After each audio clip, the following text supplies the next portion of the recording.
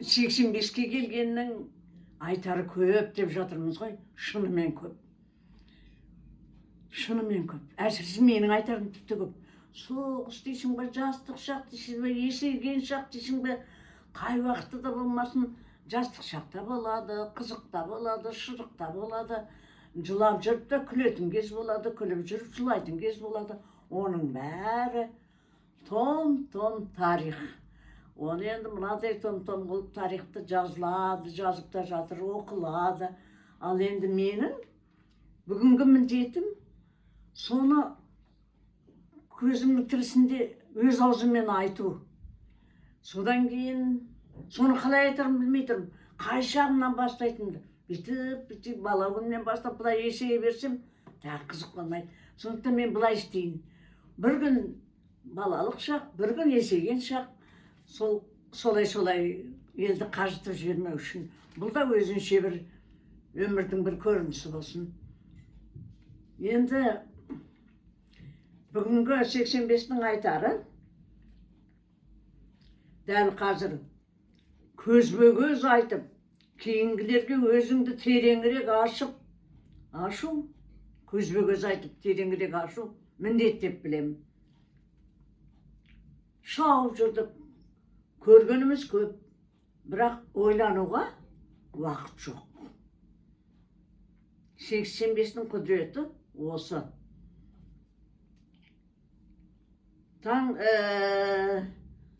Таңданыңыздар, оқыңыздар, тыңдаңыздар.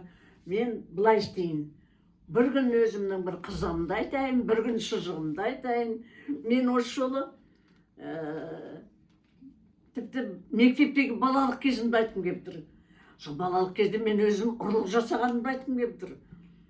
Ұрлық. Өйткені енді 85-те есін өздеріңіз де білесіздер ғой.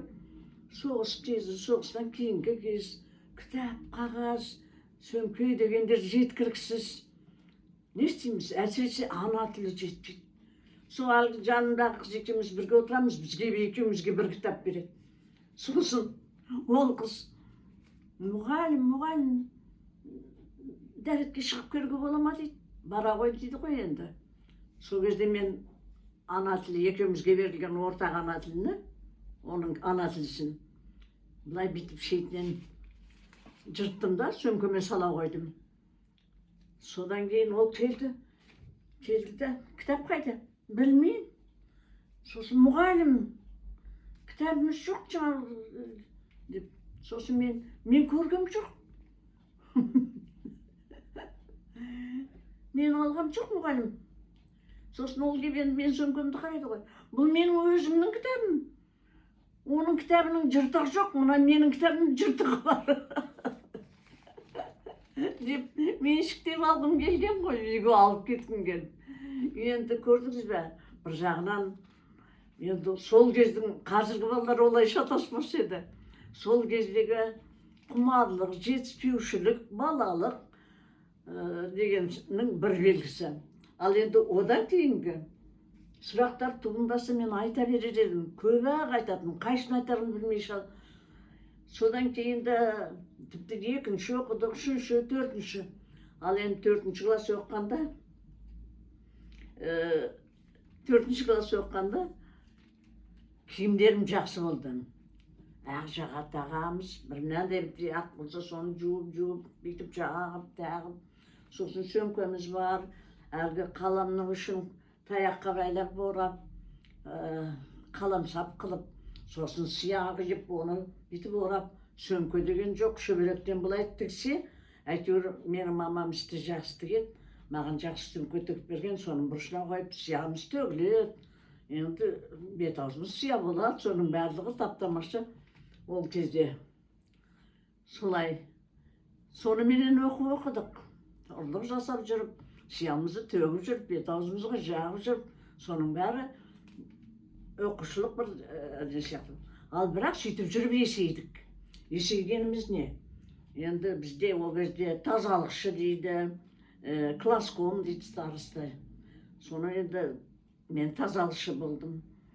Ақ жаға, сосын мұғалімдер мені мақтайтын болды. киімім бәрі жаман емес. Өйткені мамам істі жақсы тігеді ғой. Енді тұрмыс деген біз елден кем тұрған жоқпыз. Бірақ ең жақсы тұрғандағы тұрмысымыздың өзі де соғыс кезіндегі тұрмыс, соғыстан кейінгі тұрмыс белгілі ғой. Сонымен мен мамамның істегенін істеймін ғой. Мамамның мынадай қол машинасы бар, швейный. Оның ескі пальтосы бар мамамның. Соны алдық та, қиып, кішірейтіп, астарын сыртына аударып, өйткені сырты оңып кеткен ғой.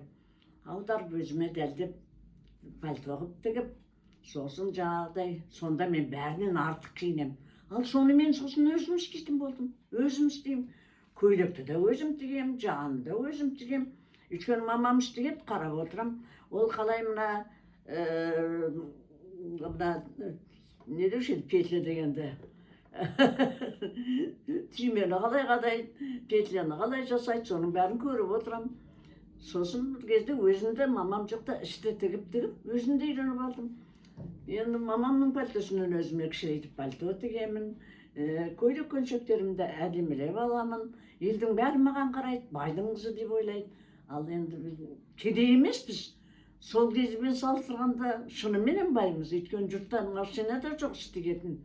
Киімді тігуін білмейді. Ал біз енді соны тігіп киіп жүрміз ғой. Сосын көршілер мамама тіккізетін. Енді көршілердің киім кешегін тігіп береді. Ішіне бір әшмөңке мынандай ғана шайды орап әкеледі. Мамам оның киімдерін тігіп береді. Енді сөйтіп жүргенде мен мамам жоқта әлгі машинканы тігіп үйреніп алдым ғой. Бір кезде көйлектерді тіге бастадым.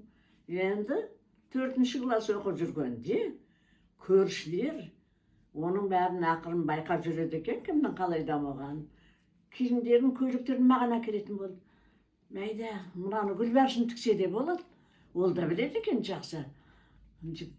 Сосын әлгі бір ашмын шайды ішіне орайды да, маған әкеледі. Мамамның қол тие бермейді ғой. Мен оларға да көйлек тігіп берем.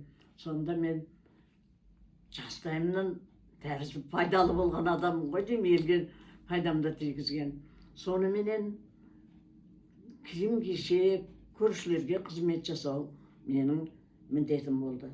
Енді осының бәрін оқып та біліп жатыр, кітаптардан жазып та біліп жатыр. Ал енді мен өзім көзім тірісінде тура осыны айтуды міндет деп білдім. Бұл өзі бір жағынан қызық. Содан кейін енді айта берсем көп тоқтайын, мұнда көп айтуға болмайды ғой деймін. Ана несі ұзақ кетсе қиып тастайын ма, өткізбей қоям ма мына YouTube. Менің балалық шағымның қызық шақтары өте көп. Әсіресе сия болып жүргенім, сауыт киімдерді тігіп кигенім, көршілердің ішін тіккенім, бәрі де. Содан кейінгі жоқ, ол өзі бір бөлек тақырып. Жарайды, осымен тоқтатайын.